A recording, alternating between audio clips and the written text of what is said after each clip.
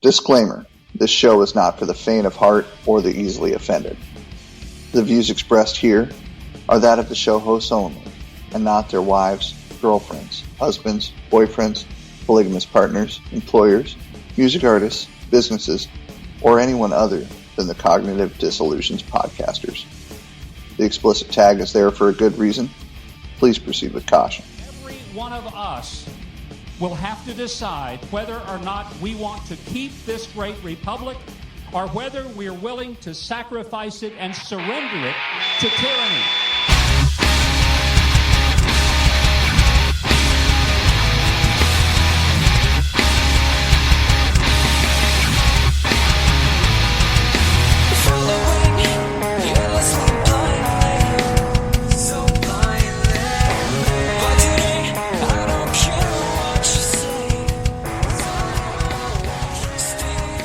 Welcome, ladies and gentlemen, to another episode of the Cognitive Disillusions podcast, where we address the current issues of today with brash humor, skepticism, or aggression to invoke critical thinking in the masses.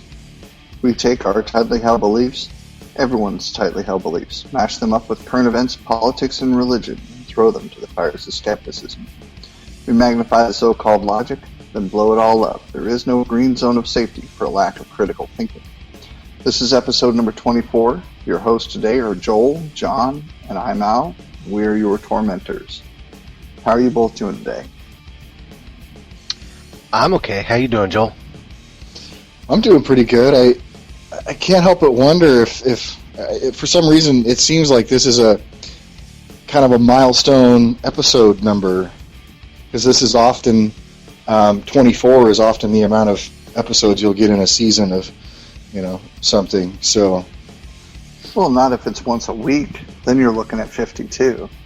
And this no, has been a once I'm talking a about week I'm talking about like TV shows. Usually, a season will be 24 episodes for usually half-hour sitcoms and stuff like that.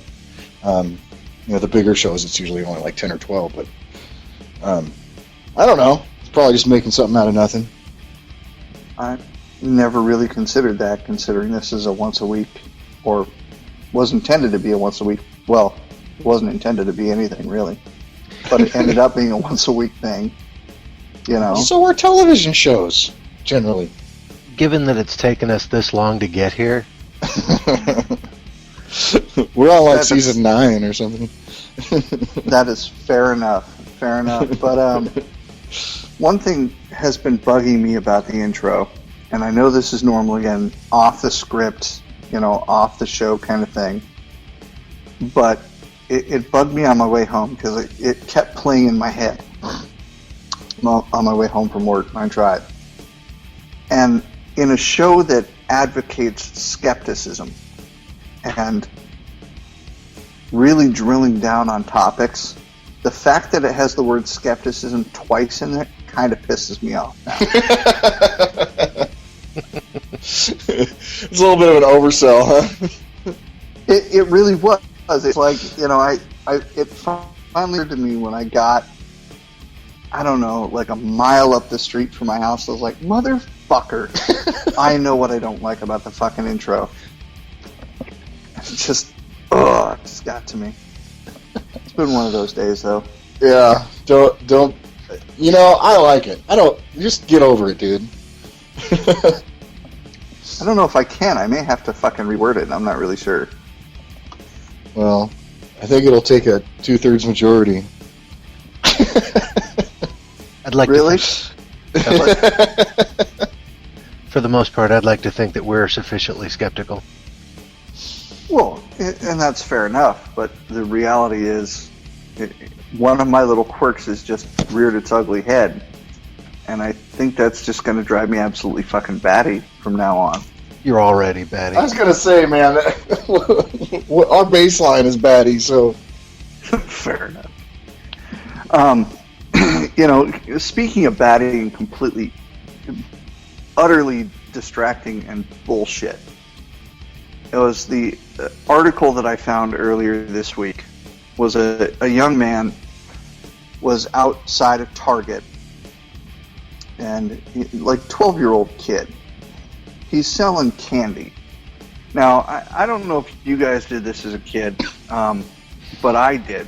You know, you'd sell a box of candy. You'd buy a box of candy relatively cheap, and then you'd sell, each candy bar for $1 or whatever to get extra money coming in, to buy toys or whatever that you couldn't afford. And this kid, he's outside of Target, and this old crazy bitch approaches him and starts harassing and haranguing him about the fact that he didn't have a permit to sell outside of a Target. Finally some gentleman walks up and, intervenes in between them and ends up buying this kid's entire box of candy to basically tell her to shut the fuck up. Did you guys get a chance to peruse this, to view it and get your opinions all formulated? Oh, yeah. Is there a video? There is a video, too. Oh, okay. Yeah. I was having trouble getting it to load, so I just kind of read just kind of scanned through the text. But gotcha. So, John? Yes. Any opinion? I think I'm going to reserve some comments until after Joel has a chance to talk. Okay, Joel. You mean the guy that's least educated on the topic? That's probably for the best, actually.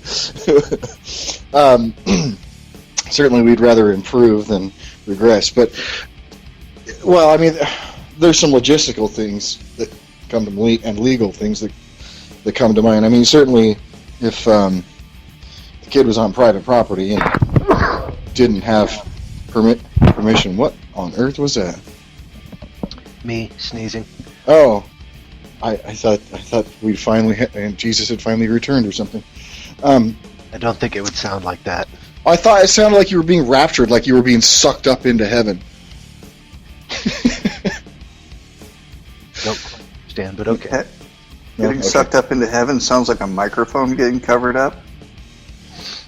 Well, okay, I may have dramatized it a bit, but anyways, I was gonna say, I can control what a sound sounds like to me. Like, I mean, that's what came into my brain. All right, so. Oh my God. Okay, yeah. Continue, please. Jesus Joel. on the brain. Okay, so private property rights, that kind of stuff. If the kid didn't have permission from the people that own the property to do whatever activity, it doesn't matter what it is, then there's that. However, I certainly don't feel like this other person who probably didn't own the property feeling like she was the one that had to step up and do something about it. So I don't know. What did you guys get any data on that? Did Target have a problem with this, I guess is what I'm saying? Well, there's no information about that. Doesn't that seem kind of important? I found a separate video, a video that was not covered by the article that Al posted to us, and I went ahead and threw that in our chat room as well. Looking at the images, looking at the video itself, I haven't played the video, but I'm skipping through it, and I'm looking at stills here and there. It does not look like this kid is selling factory candy. It honestly looks like a lot of this stuff is homemade. I see, I don't see Snicker bars or Skittles. I see plastic wrapped bags of stuff. Can't really make out what it is. My most honest take on this is the same argument that people make about Halloween. About not letting their kids go out and get candy for Halloween because you don't know what people are putting in there. People could be lacing it with PCP and this and that and the other. The health department exists for a reason, and as much as I despise the government, and as much as I'm firmly of the belief that government exists in order to make sure that people are either ignored or interfered with equally. They do protect people from certain things, and while they're interfering with people, it really is in the name of protection. Some do it with a little more vigor than others.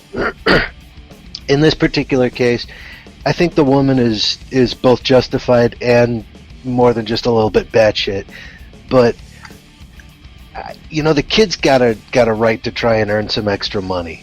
I'm okay with people, helping their neighbors clean up their yard or something, but selling homemade candy out in front of Target,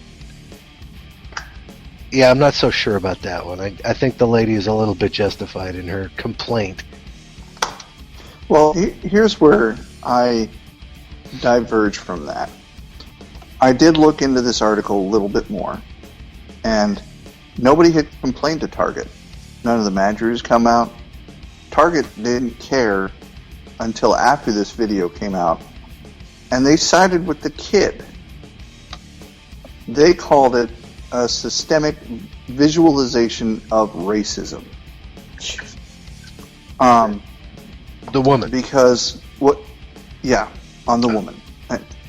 And where this is interesting, and what we purposely left out of the conversation up until this point, is the woman is maybe 70, 80-year-old white woman, and the kid's black.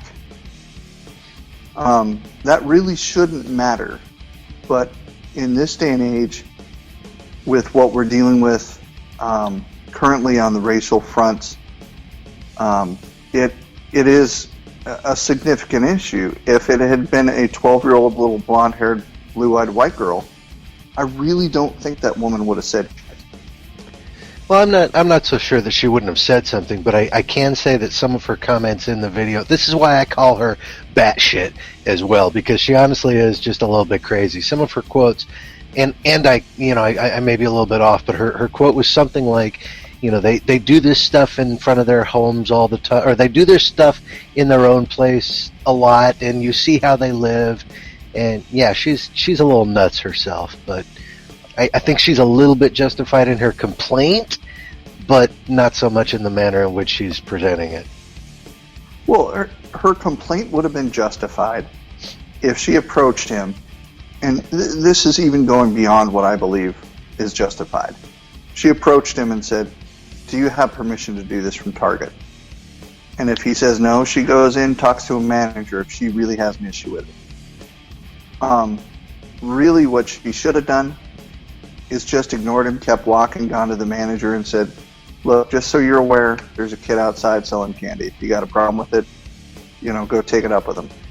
She shouldn't have had to confront him at all. I am fully in agreement. I can't explain why she... Well, I'm kind of watching this thing. I am listening to you guys, but I'm also kind of watching this thing, and God, this just seems really weird, man. I don't know what else to say. I can't imagine. Here's the thing: is I can't really imagine, unless he did get permission ahead of time from Target, that they would have been okay with this.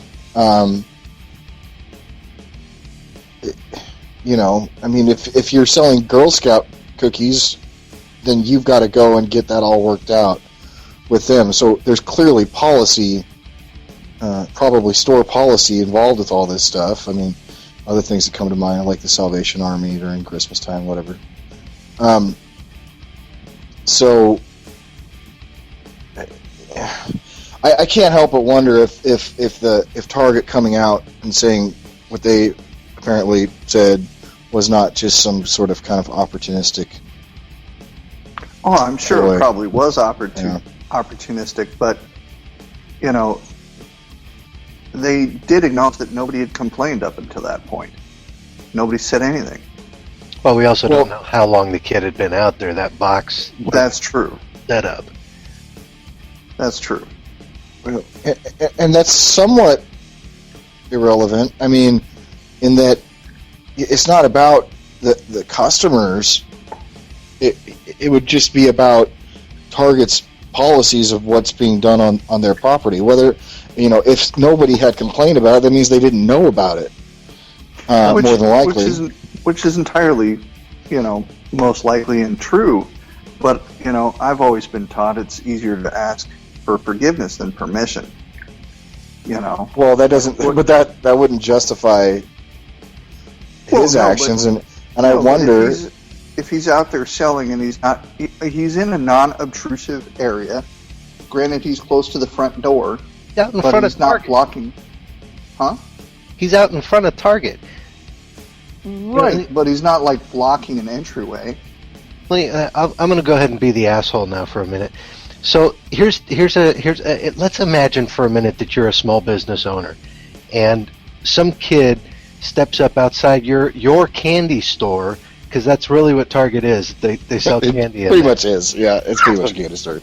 I agree. So if a kid walks up and starts selling candy outside your candy store, whether it's prepackaged candy or not is irrelevant. The kid is a competition for you. That's my first point. So Target should have told the kid to go away. Target should not be siding with this kid. It is a conflict of interest. It is appeasement, which is fine as well. But anyway, the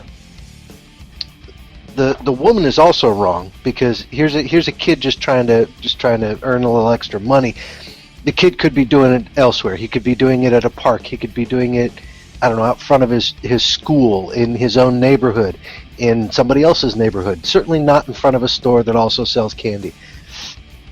What's more, it doesn't look like prepackaged candy. It looks like something that he could have dinked with, or that somebody could have made for him.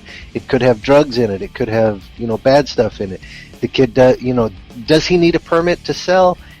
Maybe he does need at least a food handler's permit to sell that. There's no protection there. There's no defense. I don't know this kid. You don't know this kid. He could be within the boundaries of the law. He could be outside the boundaries of the law. He could be trying to kill people. He could be a terrorist. You don't know. So there's a lot going on here.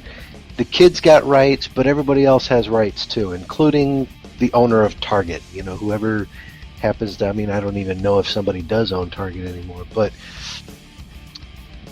the whole thing reeks of bad news, and I'm not entirely sure how I would have reacted if I saw this kid. I probably would have went and told the manager very silently. I don't think I would have made a scene like this woman did, but I probably would have wanted to see this kid move on myself.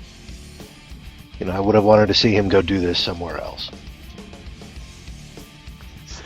Well, and see, here's the issue I have, and you've made some very valid points. I don't disregard those. But the course of action that you agreed with going to the manager, you could have gone to the manager. She could have gone to the manager, and the manager said, "We allowed it." Now what? You've already acknowledged that you want the person to move on, but then it's on them. Here, yeah. The real victim here in this particular case of somebody selling candy out in front of a candy store, the real victim there is the candy store. So if the candy store has already said, "Hey, I'm okay with that," then, hey, it's time for me to back off. Well, and that's what I'm saying is, granted, he could have gone to the company and said, "Hey, do I have permission to do this?" Or, and this is the course of action that I probably would have taken as a kid, go set up outside, and when they go, "Hey, what are you doing?" "Well, I didn't realize I wasn't allowed to do this. Are you cool with this?" If they say no, move on. Exactly. If they say yeah, okay, then you stay there. But either way, you've already set up. Maybe you can make a little bit of money in the interim until you're told to leave. But, it doesn't take private citizens to get involved in something that isn't really their issue. Well, and it certainly doesn't take a batshit crazy white woman to get up there and make a big scene out of it. But she I have to agree with her on just a little, a very small level, because you let one kid do that and give him the force of law, saying that he can do that, and the next thing you know, you got people opening up whole bazaars out in front of your department store. What's to stop the guy with the fresh produce stand from moving out in front of, the Thriftway or something? Oh, I understand completely where you're coming from, but that's the business to enforce. Right. And if the businessman walks out and says, "Hey, you're cool," then, hey, I got nothing to say about it. Absolutely. Yeah. Joel, any other input? Oh, not really. Yeah, I think this is just one of those things that the internet, and probably us included, are making a bigger deal than it probably should be. I mean, these kinds of encounters happen every day all over the country. Just people getting pissed off about other people doing things they don't agree with. So I don't know. I don't know what bigger lesson we can take out of this. I think the bigger lesson to take out of this was the woman making it a racial thing. With her comments, making it. Well, that, and this is not to excuse, but I mean, that you're talking about a generation where, I mean, I know that like my grandparents' generation and such, it was normal for an adult to talk to an adult that isn't necessarily related to the kid to feel okay with correcting behavior. I mean, I didn't see the video, so I don't know what kind of racial stuff we can pull out of it. And the fact that nobody got shot means then that it's probably not as important as other racial issues that we're dealing with right now. But it does. I certainly understand the grassroots idea behind it. But we still have a generational gap here that we're dealing with. And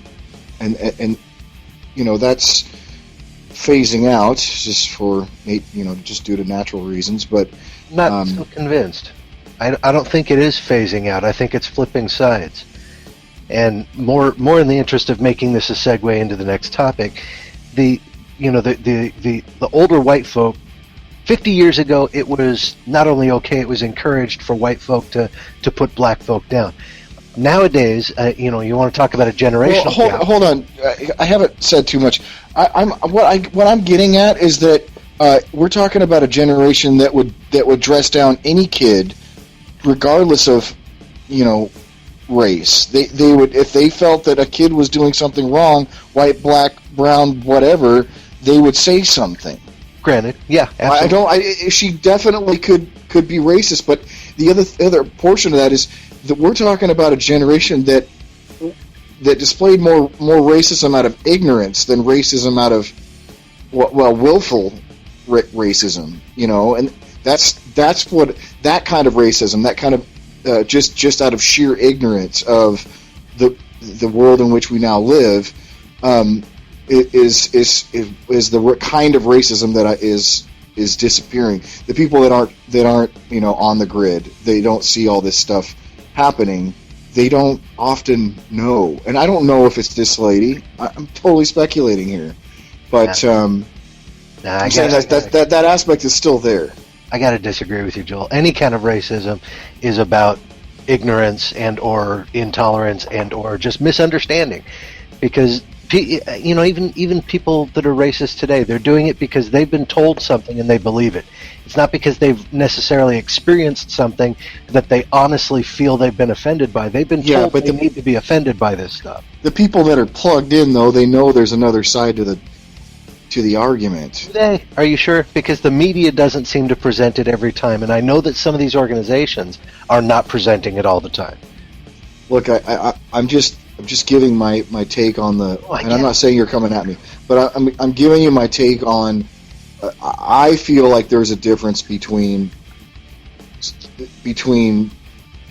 types of racism, and I think that there are certain people still around that they honestly don't know and have not been exposed to anything different. I think that people that have been plugged in, it's worse to me now. It's worse because people are seeing that there's a problem, whether it's watching stuff on the news or what have you. And I guess you could make the argument that there was certainly plenty of news coverage for the civil rights movement in the 60s, but nonetheless, I mean, it's far more information is being had now. So now it's definitely more willful than I think it was before for a lot of people. I will definitely agree with you there. It is very willful on both sides, but it's willful on the part of the people that are spreading the propaganda one way or the other. You know, both sides have their propaganda, and both sides are spewing it in spades. Well, I'm no fan of the, progressive left type tactics. I mean, that's for certain. But like these protesters who claim to be a peaceful protest, and then they start screaming out, what do we want? More dead cops. When do we want it? We want it now. Is that a peaceful protest? Come on. It technically is a peaceful protest. Now, granted, well, it's a protected one. As long as they don't. Until they physically act out, it is a peaceful protest.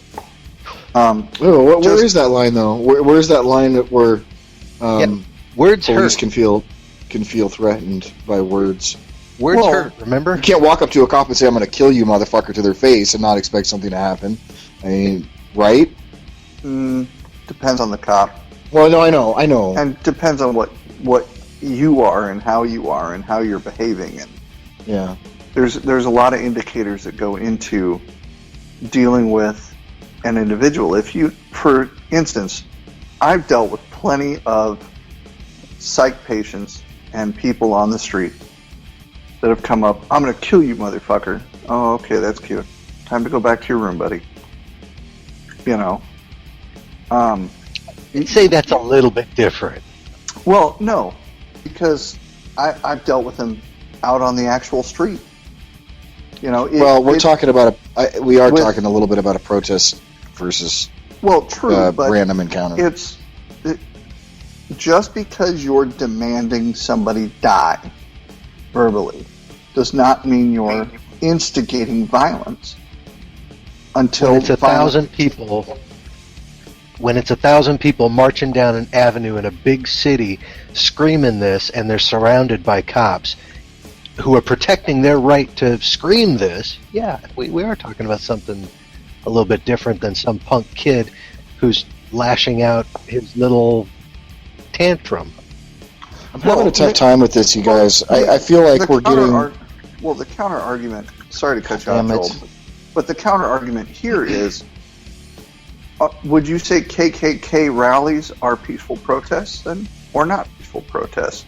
Because they're demanding violence every time they fucking do their protests, their marches. When they when they are voicing their opinion that they want their race, quote unquote, protected, then they are voicing an opinion. But the minute they start advocating violence, I don't believe that they are a peaceful protest anymore. When they say we need to get these people out of here, we need to forcefully move these people out of here, or something like that, that's not a peaceful protest anymore. And I don't believe that they have a right to say that. They don't have a right to do that in a formal environment like that. Not to say that KKK rallies are usually formal. They're usually very informal, and they're usually very abstract and just crazy batshit nuts. I'm talking about like the KKK march that happens every year. It happens in Portland, it happens in Oklahoma, it happens in, I think, Utah, several other places, where they actually get permits, they have a parade, and they have a speech on a courthouse steps or city government steps. So they go through all the proper quote-unquote channels, they get permission to have a protest. So... is that really violent? Because even without the shooting in Dallas, say the shooting never happened. It depends on what they're saying. And well, hold on. I need to interrupt here for a second. How many more black people need to be murdered before, you know what? They fucking start. We deserve what we get. I mean, how many more people need to be murdered by cops? We are so off base on this. We're talking about the wrong shit. That's my opinion. Well, we hadn't even gotten to that topic yet. Well, I know, but I feel we're so bogged down in the minutia of this that we're missing the point that we've got black people all over this country being murdered every single day, and having or having their lives ruined or having family lives ruined, and we're talking about whether or not, you know, somebody is protesting right or wrong. You know, what is it going to take? What the problem is not the protest. The problem is the reason for the protest. I'm sorry, I'm a little worked up about this. I realize that we hadn't really gotten to that part of it, so I understand where you're coming from, and I agree with most of what you're saying. I think we jumped farther ahead than was really planned. Well, yeah, I mean, the emotions got the better of me on that one. But that's totally fine. I understand that. It's a sensitive topic, and it's a bullshit topic that needs to be addressed. I'm not saying the situation is bullshit. Well, I am, but I'm not. How do I word this? I guess what I'm saying is the protest that is appropriate is the protest that affects change. Maybe that's oversimplistic, but what we're doing now isn't working. It's not helping. So, well, and I don't know. I'm not saying more violence is the answer. I'm not. I promise you, I'm not saying that. I'm just saying that what we're doing now is not working. So, well, okay. When it comes down to it, I mean, you guys know me pretty well. I'm all about love. I'm all about let's all just get along. However, when you've got, you know, let's compare notes here for a minute. When you've got the KKK on one end of the spectrum and you've got the new Black Panther Party on the other end of the spectrum, and they're both just as bad as each other, but they're advocating different lifestyles based on race. You know, where do you draw the line as to what these people can say? When you got white power movement on one end saying, let's get these black people out of here, and you've got a black power movement on the other end saying, let's get these white people out of here, and they're both screaming just as loud as each other, you know, which one has a right to protest? Which one has a right to voice their opinion? Well, I think voicing, everyone does. I mean, when you say who has a right to say what, well, everybody has a right to say anything. It's when, like Al said, when it turns into a violent act, that's when you have to draw the line. But I don't think you can do that up until that point. I absolutely agree with you that you cannot restrict free speech. That's not what I'm talking about. Okay. I'm not advocating permits for saying what you want to say. I'm advocating people who are organizing these things setting limits. I'm talking about the people who are doing the protesting, looking at what they are saying, looking at what they are doing, and policing themselves, making an educated decision about whether or not their protest matches the message that they're trying to deliver. Because 1,000 people marching down the street screaming, "We want more dead cops," really need to do some soul searching about what their protest is all about. Were there 1,000 people doing that? I mean, are we being hyperbolic with that? No, there are a couple of videos back in the Ferguson thing. There were a couple of videos in what was it? I think it might have been either Minneapolis or Maryland or somewhere in Maryland where there was literally a protester. That video does exist. And okay, but not during the Dallas thing. No. Nobody is suggesting that we all don't need to own our shit, but we all need to own our shit. All of us. How so? We all need to be in control of what we're doing. So when you're talking about mandating or putting an obligation on organizers of protests to be in control of every single aspect or every single person in that protest, you can't do that in society at all for anything. Why would we put that even more pressure on organizers for protests? I mean,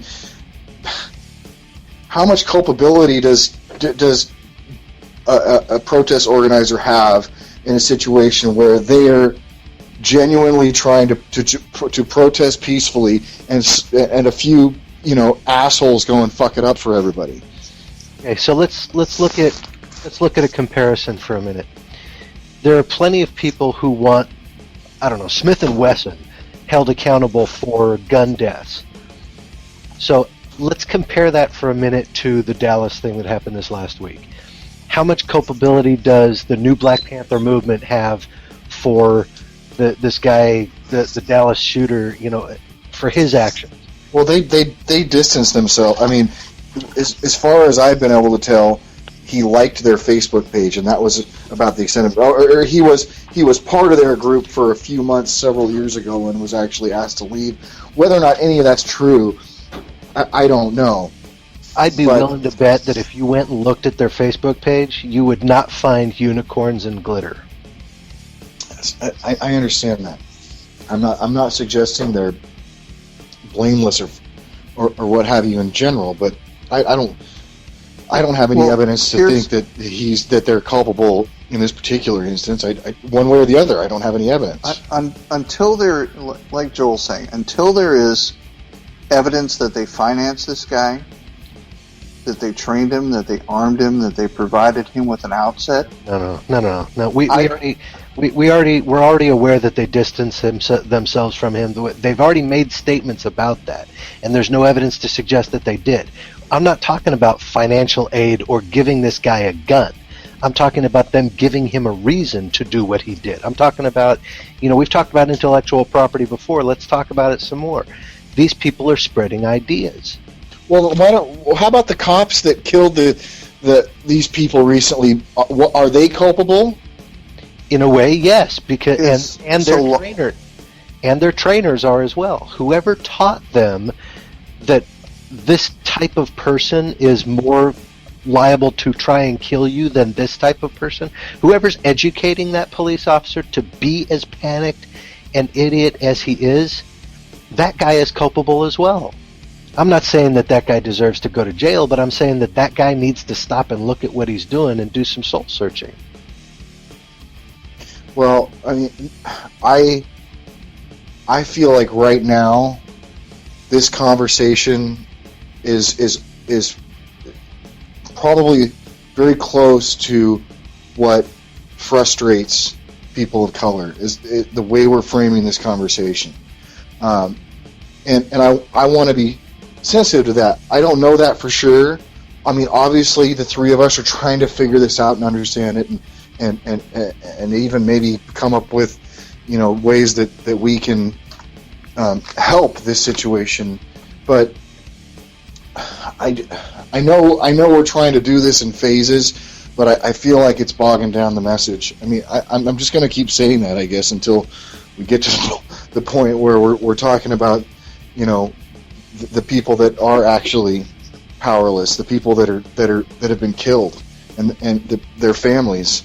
Well, I mean, unfortunately, in this circumstance, this triumvirate that we have, we're three white dudes that don't come from the ghettos, the downtrodden, oppressed parts of society or they perceive themselves that way.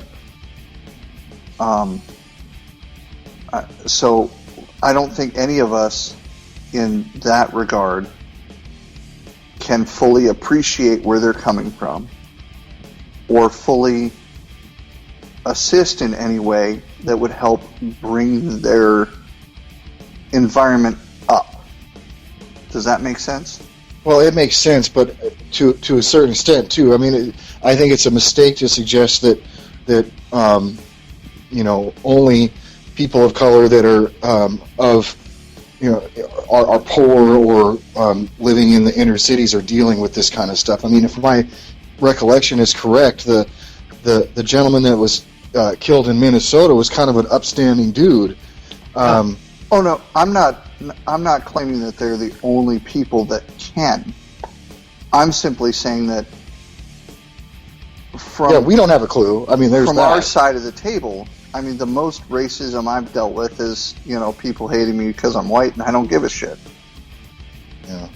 So the consequences aren't as dire. I mean, we can and I know you know that. I'm just framing it up.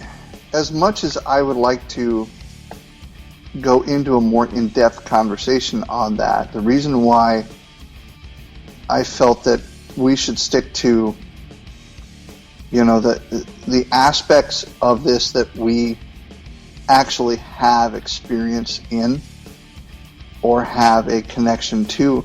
I'm not saying that we shouldn't express empathy or a desire to help change the situation, but really that would require reaching out and getting people from organizations that are on the front lines with this and getting their input on the show is really the only way to do that.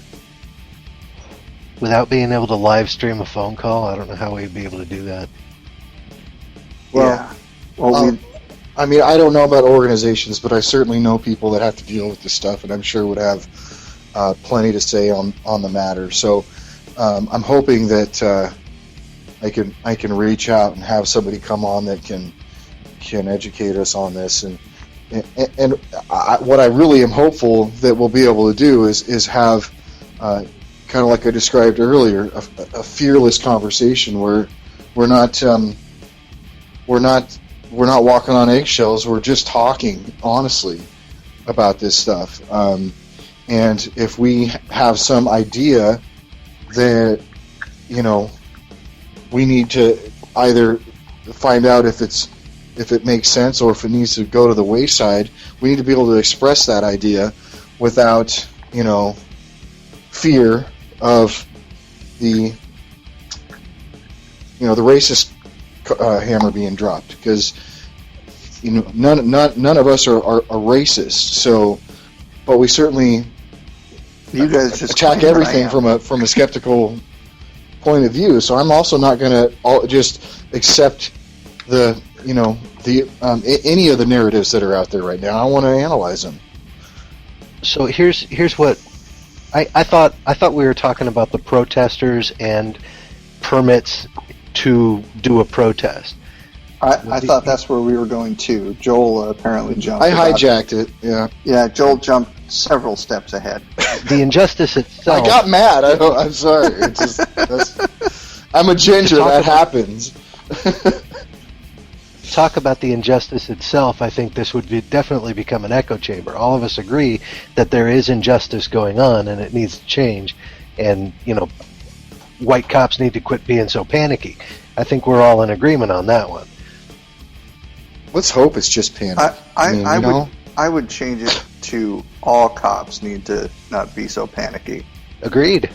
Granted, not all cops panic. A lot of them are hardworking, well-trained, non-discriminatory dudes and chicks. But there is a lot of this mentality that's put into security and law enforcement personnel of they're out to get you. It's not only the blue line. It's also your job is to get home to your family. Fuck everything else. Yeah. And we also need to call this what it is. This isn't a PR problem. This is a murder problem. I mean, in some cases, I would agree with you. As an overall systemic thing, I don't know there's enough facts and evidence to support that. Yeah. It only takes one to be a problem. I mean, really. Disagree. I disagree. Well, it's not systemic. It's not institutional. I don't think there's any evidence to suggest that. That we don't. So you're saying we don't have a systemic issue with racism in this country when it comes to law enforcement?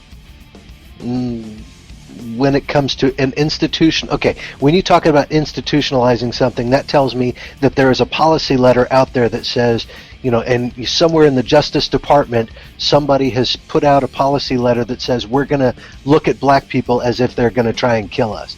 And that policy letter does not exist to the best of my knowledge. Well, I disagree with that. I think institutionalization can be an understanding among people just as much as it is, some formal policy. I mean, because the result would be the same. So if there is a culture within the institution that is leading things to happen in such a way, then that is, and in this case racism, then that is institutional racism, whether it's written down on a document or not. Okay, well then let's talk about the flip side of this. Let's look at rap music. Let's look at BET. Let's look at the culture. Let's look at systemic racism. What do you got, Joel? Come on. You're going to have to make a point here, because I don't see how that's relevant. When you've got 30 years of rap music singers talking about cop killer and, talking about the gang violence and the anti-establishment rhetoric that they are using, it's very different from the anti-establishment rhetoric that was used in the 60s. It's very, very different. It's very violent. It's very... I can't think of another word to describe it. It's very violent. It's very destructive. And it's a reaction. It's a reaction to reality. And we're going on 30 years of it. I don't care if it's a reaction or not. People who are writing it need to stop and take a look at what they're doing, because they've raised an entire generation on this stuff. You've got 30-year-olds who have who have heard nothing but this their entire lives. So cops are are you making the jump that the reason why cops are killing people of color is because of the type of music that they listen to? In some cases, I'd be willing to make that jump. Yeah, absolutely. I don't know how to deal with that, honestly. We got a chicken and egg thing happening here. Absolutely. Neither of us is going to be able to deal with this. So I have to disagree, and I don't really know how to make a detailed argument why. Well, you could always do what I do and just say, John, you're fucking wrong. John, you're fucking wrong. That's the only thing I could think of. Thanks, Al. You can't cultivate a culture. I'm not saying it's good, man. I'm not saying that music was good. I'm not saying that message is good. But I'm saying it doesn't... It's not... It's just not part of this on the level that you're suggesting. It's not like an equal part of this, I don't think. We're talking about the same thing on two different sides. When you cultivate a culture of violence in the police, it's the same thing as cultivating a culture of violence in the civilian. No, it's not. Police are held to a higher standard for a reason. Why? Why? Because they take an oath to serve and protect the community in which they police. How about the citizen? The citizen doesn't take an oath. Why not? Why? I don't know why not, because it's not in the Constitution or whatever. I don't know why we don't take an oath. Oh, but I disagree. The Constitution itself is that oath. Yeah, but nowhere in there does it say don't listen to or make rap music. It does say listen to reason, not those exact words, but pretty much the entire Constitution is all about, hey, let's be smart about this. Yeah, I'm not going to defend media. It's not just rap music. Our entire media is made up of violence. I mean, we're far more comfortable with violence than we are with sex. I'm in agreement with that statement, absolutely. It's a culture. Yeah, I get it, but it's not just a black problem. No, it's an everybody problem. I'm telling you that. I'm agreeing with you on that. I'm saying that the police are just as culpable as the perpetrators here. Not perpetrators, the police. They are more culpable. That's what I'm trying to tell you, is they're the ones that are actually killing people in droves, it seems like. Not in droves. Come on, how many millions of cops are there in the world, and how many of these events are we seeing on TV? Yeah, okay. Whoa. Even if you can't incorporate the world, this isn't a worldwide systemic problem. This is an American problem that we're dealing with. How many hundreds of thousands of police are there in the United States, and how many of these events are occurring? This is not in droves. Come on. Okay. Well, let me just say that I'm not necessarily only including in that sentiment, and maybe I definitely should have made that more clear, actual cops killing black people. I'm saying that there is a systemic harassment of people of color in many communities, in most major communities in this country. All right? These people are harassed all the time. It's happening everywhere. I know this because I hear it. Why are they people that harassed? I trust. Why are they harassed? Why are they harassed? What is the impetus behind someone walking up to a black person and making an assumption? I don't know how to answer that question because I'm not that person. Perception is 90% of reality. If someone perceives something going wrong, then that is a reality for that person. Then something is going wrong in that person's mind. The cop is just as liable to this as anyone else. They're just people. They are just people, but they are people that need to be held to a higher standard when they're walking around with guns on their hips and an ability to shoot anybody they feel they need to shoot. Yeah, because you can't do that as a citizen. You don't have the same protections as a citizen as you do as a cop when it comes to dealing with these kinds of situations. What I'm suggesting in this entire conversation is that they should. The average citizen should be held to the same ethical and moral standard as the cop. Police are The cop isn't held. The cops are held to a lower standard, as far as I can tell. None of them are ever prosecuted. Whereas, if a citizen did this shit, they'd be locked away and throw away the key. The cops are being held to a lower standard when they need to be held to a higher standard. I disagree with that statement, but I do agree with you that there are many cases out there where police have not been held accountable for what is obviously an action that needs to be that there needs to be an accounting for. Well, just to move a little bit in your direction, I'm not even remotely suggesting that this happens with even. This is obviously a small percentage of police officers that are doing this kind of stuff. Okay, but the culture is very much the problem, in that the weeding out the bad ones seems to be impossible. Obviously. Weeding out the bad citizens is obviously a problem. You know, there are good crooks. That's a different thing, though. You can't take away somebody's citizenship. You can take away their job as a cop.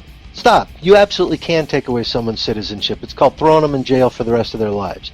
Okay? Yeah, and people that commit heinous crimes need to be going into jail for the rest of their lives. Stop. Hang on.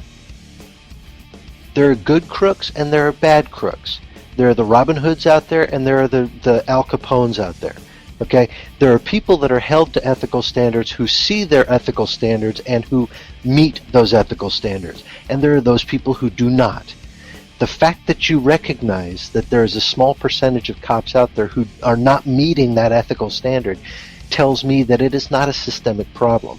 It is a culture problem, and it does need to be addressed. But it's not systemic. You don't need to be saying that all cops are terrible because of this. I'm not saying that. I'm saying I don't understand how. Okay, it can still be systemic even if it's a small percentage. I don't know why that can't be the case. How? Because if it's through the whole system that these small percentage of bad cops are fucking it up, and then you add to that the fact that, I mean, can you be a good cop if you don't turn in a bad cop? I mean, are you able to be a good cop if you don't follow the law? This is a completely different topic, but I absolutely agree with you that, you know, when a good cop sees a bad cop doing the wrong thing, they definitely need to say something. There's a difference between loyalty and breaking your oath.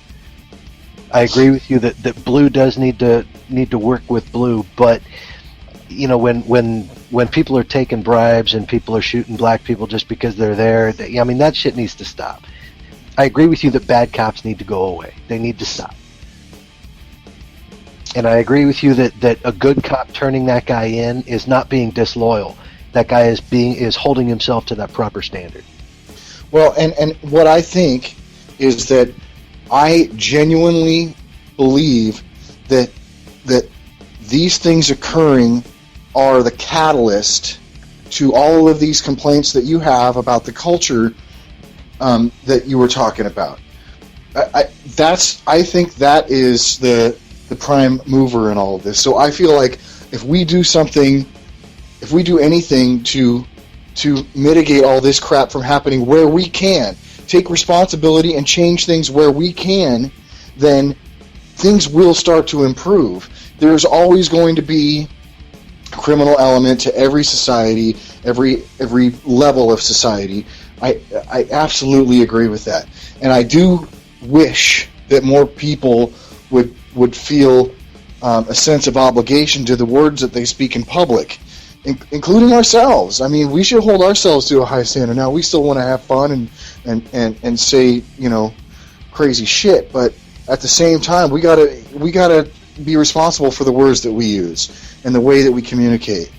And so, all any of us can do as individuals is take care of our own shit. All right, and we have to tell people out there, handle your shit. If you're a cop, handle your shit. If you're any citizen, you need to handle your shit. Take personal responsibility, one step at a time. And if you're not going to do that, then we as a society have to step up and do it for you, and that fucking sucks because it creates these chicken and egg situations. You know what? You just voiced my opinion perfectly. I don't know who's causing what sometimes. It's not black and white to me. It's not binary. Obviously, this is just a big glob of shit, and it's time to fucking clean shit up. You just voiced everything that I've been trying to say this entire hour perfectly. Well, it was beautiful. Except for the part where you were wrong. Really? I'm sorry. Except for the part where you were fucking wrong. You just said in a nutshell everything I've been trying to say this entire hour. That was nice. Well, that's not what I pulled out of it. So I mean, I know that I assume that you would say something similar to that, but just based on the conversation, I wasn't able to extrapolate that. The difference is I'm applying it to both sides of the equation, and you sound like you're only trying to apply it to the white side of the equation. No. That's not true. I'm not.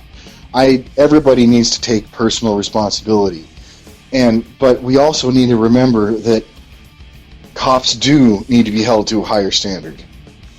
And now I am going to disagree with you on that one. I know, and I don't understand it. I think that cops need to be held to the same standard as everyone else. I think totally that everyone. Disagree. I think John, everyone. You're fucking wrong. I think everyone, every citizen, every human being need themselves to a higher standard. I don't think that this needs to be formalized in any kind of rules. I think that people need to look at their actions, look at their words, look at everything that they're doing and say, is this helping? I don't think that it's just cops. I think that cops need to be held to the same standard as everyone else, and everyone needs to be held to that higher standard. That is the culture problem. That is the issue, is that people are not being held to that higher standard. And well, you need leaders, John, and in any society you need leaders. And if our cops aren't leaders, who the fuck is supposed to be a leader in society? Well, let me tell you something. That Dallas cop, that chief of police in Dallas, that guy impressed the hell out of me in the news. Everything that he had to say seemed to be right on point. Seemed to be, right on target with what was going on. That dude is on the ball. Al, do you need to get in here? I feel like we've been just stomping on you. No, really. This is like the argument inside my own head. So I'm just kind of sitting back going, I'm not nuts. It's really happening. And it's true. I can be sitting here watching CNN and I'm having the same soul-searching problem going on. I'm looking at, the black people obviously have a legitimate gripe and the means by which to do it. But you know what? So do the cops. You know, I'm struggling with this thing too. Who's right? Who's wrong? You know what? They're all right and they're all wrong. Everybody needs to fix themselves. You're absolutely right, Joel. Everyone needs to fix themselves.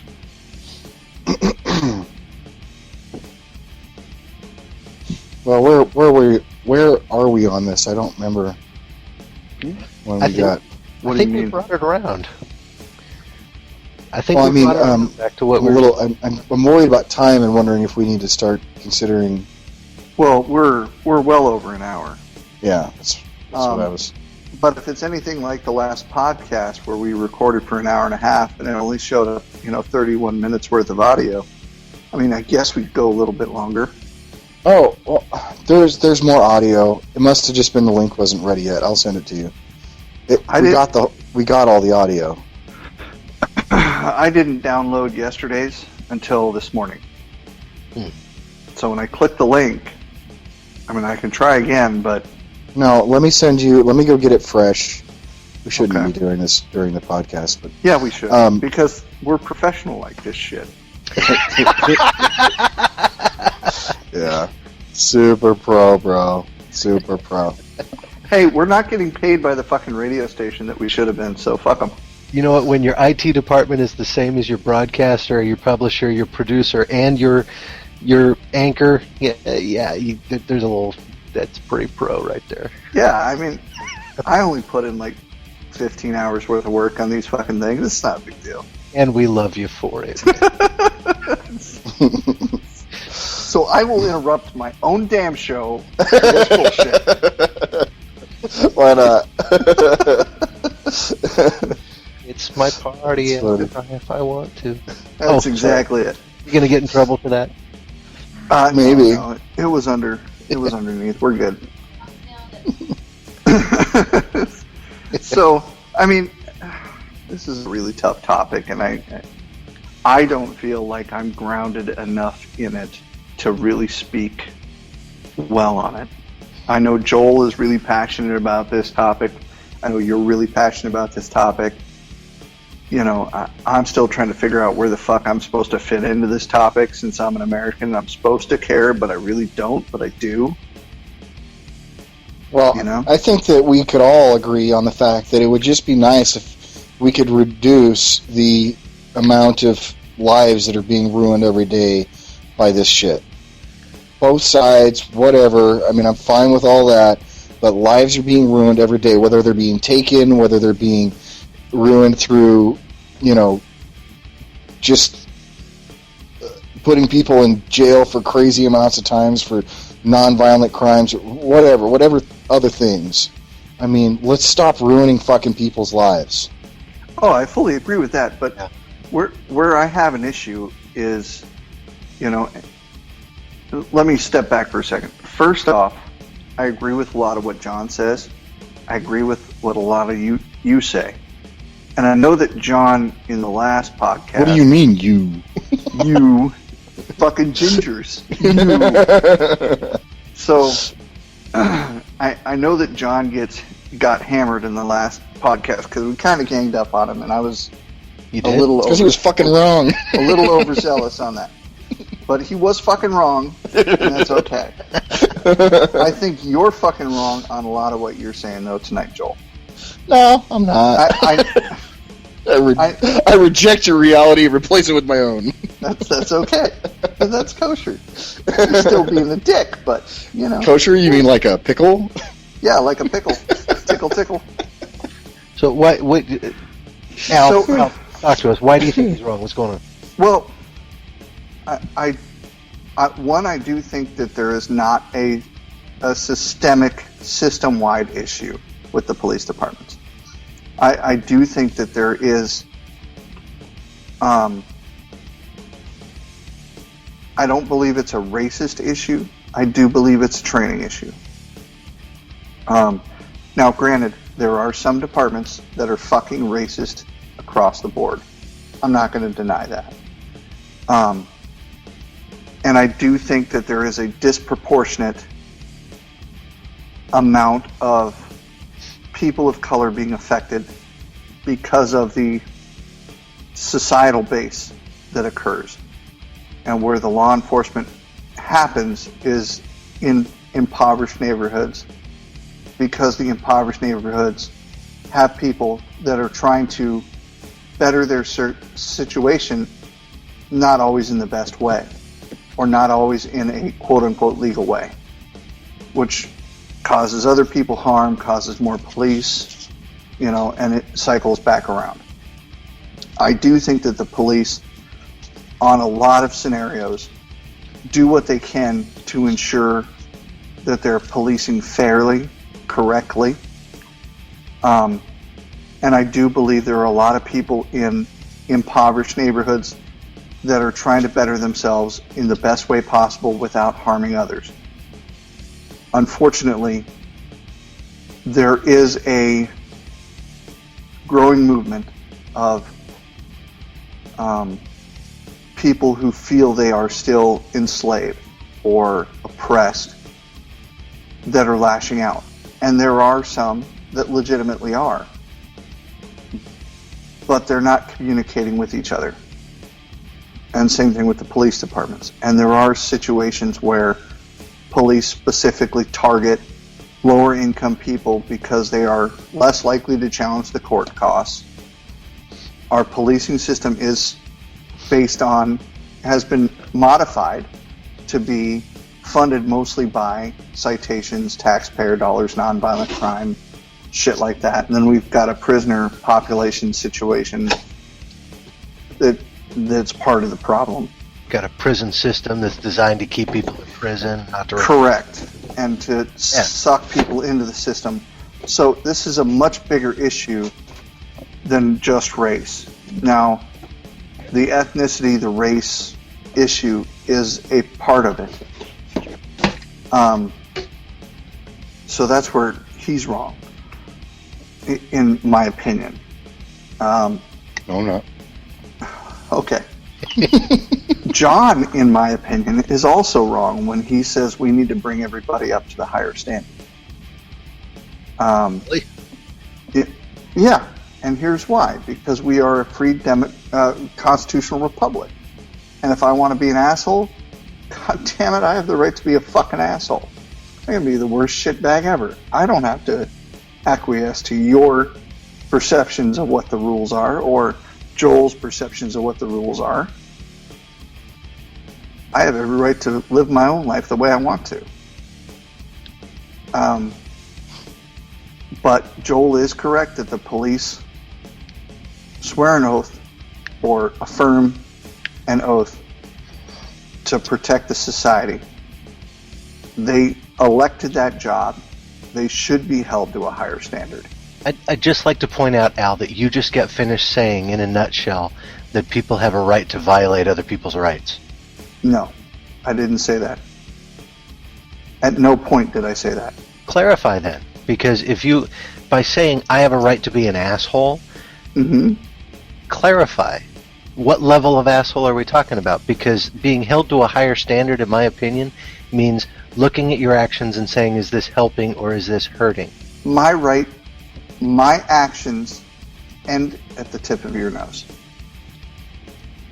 Once it causes impact and harm to you, physical harm or detriment and harm to you, that's where my rights end.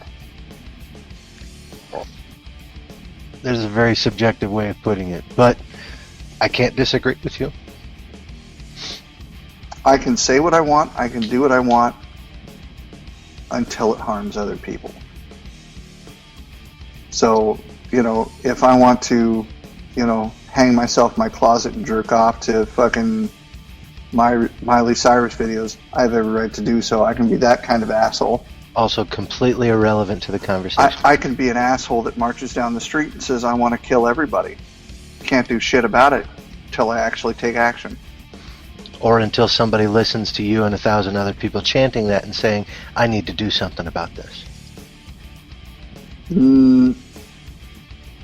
I'm not responsible for the actions of others. No, you're not. But you are responsible for your actions and what you are promoting.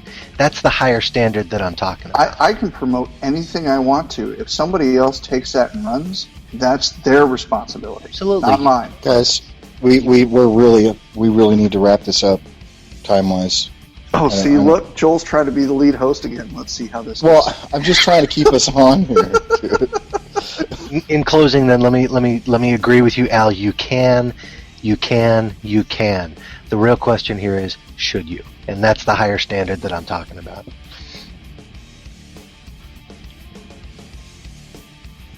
Joel, any last words? No, I mean, to be continued, you know? I have no doubt about that. Yeah, we're gonna end up coming back to this again sooner or later. We have to. We're not done. You haven't agreed with me fully. No, I'm kidding. Of course I'm kidding. All right, so, ladies and gentlemen, we will be making headway and making progress and hopefully getting other guests on the show to give their input on this very expansive topic. Thank you for listening, and I hope you have a good day. Joel, John, you as well. Love y'all. Cheers. Peace.